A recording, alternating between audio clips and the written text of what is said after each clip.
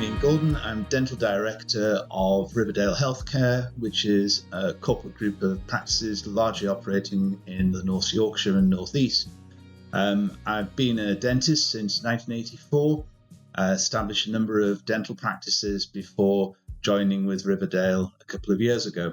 Been always committed to developing high quality surgeries, equipping them well, and as air conditioning became available, that was something that we looked at very early on as something that would make life a lot easier for our clinicians. The obvious problem with air conditioning was keeping surgeries at an ambient temperature for working during a normal summer. The problem became acute at the beginning of the COVID pandemic.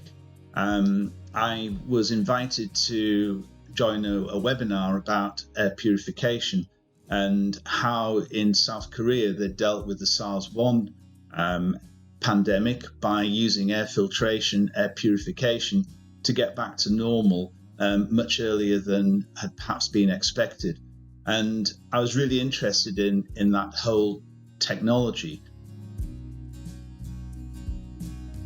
We were working in closed surgeries. We haven't got any natural ventilation in some of the surgeries. In fact, the majority of surgeries wouldn't have forced ventilation. At one time, there was advice coming from Public Health England that you couldn't use the air conditioning in the surgery, which on top of wearing gowns and additional masks and visors was actually making operating even more uncomfortable. So being able to ensure we could use the air conditioning and reduce the fallow time were two really key points from our perspective. I think I first met Craig Brook from Sub-Zero about 20 years ago. He installed the first units in one of our surgeries. We just realized what a difference it made. Craig has always been very cooperative, worked with our different building contractors, and always come up with a solution, kept us on top of the technology that was available, which is through him that Panasonic was introduced. It seemed to me to be logical to have an air conditioning system that was designed with some air filtration, air purification built into it, so that there was little doubt as to whether it could be used as part of the air cleaning and the air filtration that we were trying to achieve.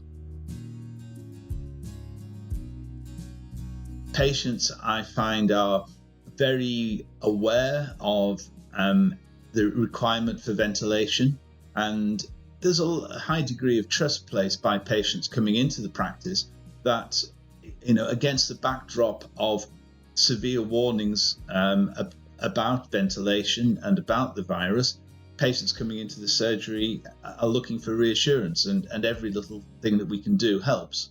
I'd always recommend air conditioning in a dental surgery and wouldn't like to have to work without it. Now, I would just ask somebody to ask themselves the question, why wouldn't you add this additional benefit? If you're going to invest in air conditioning, even if it adds a little bit of additional cost, it's all adding to your ability to say to inspectors such as the CQC that you've gone as far as you possibly can to try and mitigate for any spread of virus or any respiratory infections within the surgery. So, it's worth, if there is a slight price premium for this, then why not pay for that just to help with the mitigation of risk?